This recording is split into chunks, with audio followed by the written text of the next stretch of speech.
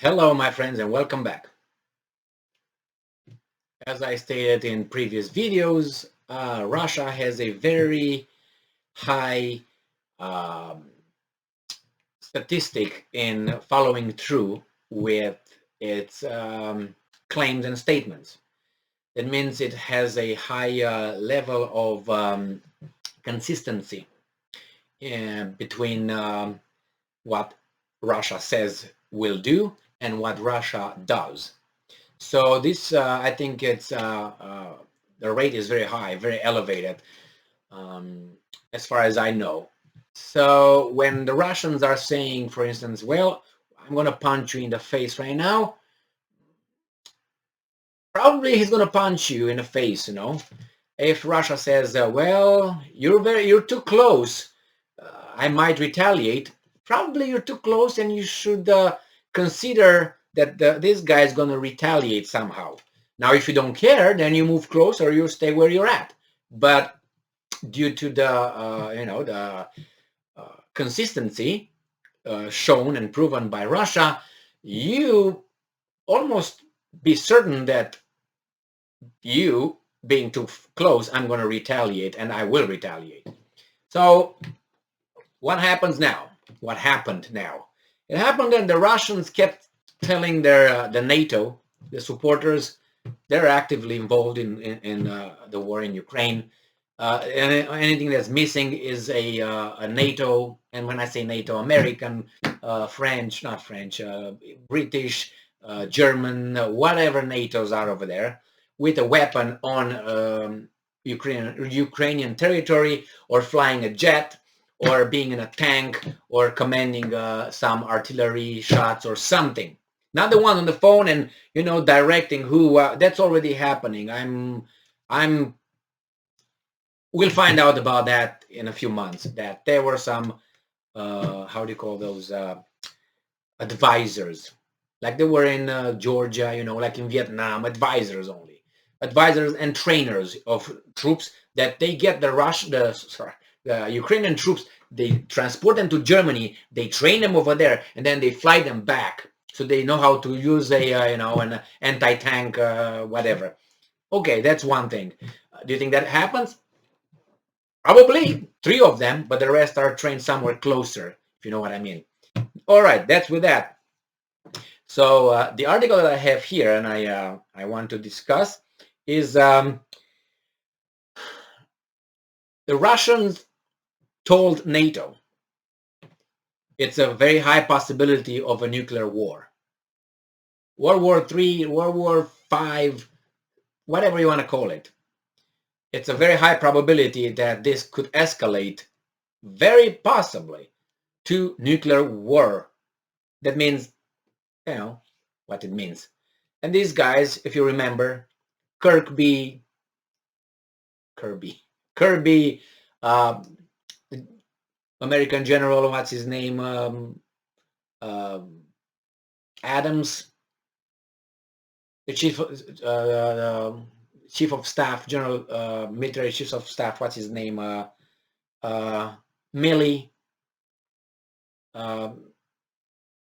the foreign minister of Great Britain, Truss, the foreign minister of Germany, they all said they're just bluffing. And I'm very, very, very, I don't know, stressed to say the least, when these guys that have such a high,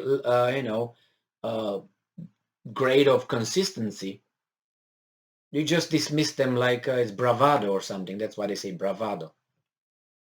And now the Russians are doing something else.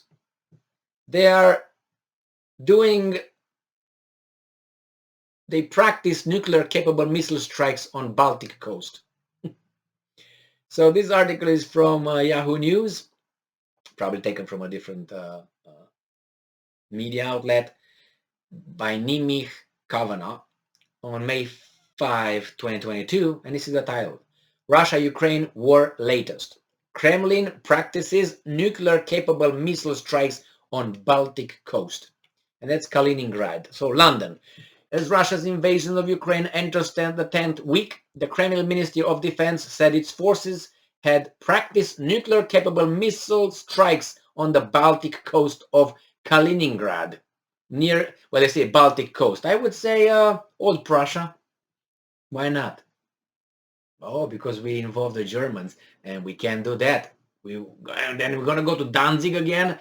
No, Gdansk. That's right. It's Baltic coast. It's by the Baltics. Belongs to the Baltics, actually. Yeah. So, Baltic coast in Kaliningrad, near European Union members, Lithuania and Poland. Meanwhile, in Ukraine, Russia announced a 3-day ceasefire in the besieged city of Mariupol to allow civilians to safely evacuate. So, they say, well, guys, it's a very dangerously we move towards a nuclear war, and then they do these tests or practice nuclear capable missile strikes, and they also made some it was another article saying that they were discussing how they could destroy Great Britain through a tsunami initiated by an atomic bomb. Yeah, it could be bravado, but you guys who are at the receiving end, I think you should change your diaper when you think about these kind of things, because you just pooped your pants, or you should at least, and ask your handlers out there to pay more attention maybe. What? I can't say here yet. So these guys are moving forward, or escalating. What next? Is going to be a test of a missile strike over Great Britain or something? Is that what they're going to be? And next was going to be what? They going to miss the target and going to fall on some country somewhere? Well, now we have here war games. What was in Kaliningrad. Russian Defense Ministry announced on Wednesday that its forces had delivered mock missile strikes with the cruise of Iskander operational tactical missile systems. More than 100 servicemen reportedly took part in the exercise. You don't need too many for a few rockets. Mock missile strikes with the cruise of Iskander operational tactical missile systems. What's next? You tell me. What's next?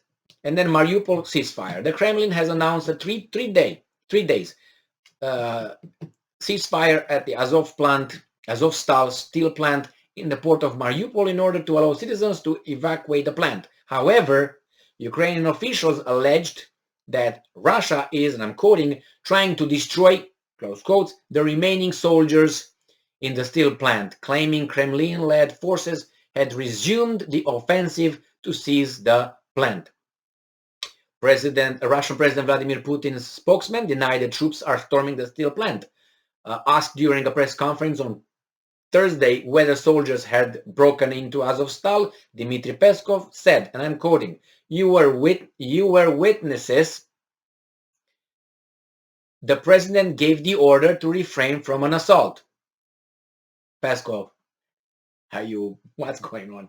No other orders were announced, and the humanitarian corridors are working today. So these guys are saying because Putin said something, we should just take it to the bank, right?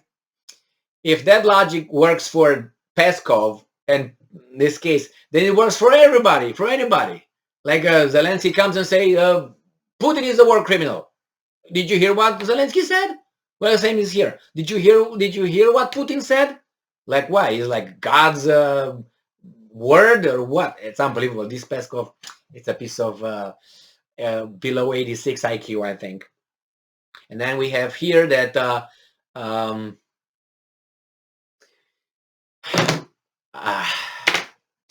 they're trying their nuclear capabilities, their missiles in Kaliningrad, in old Prussia.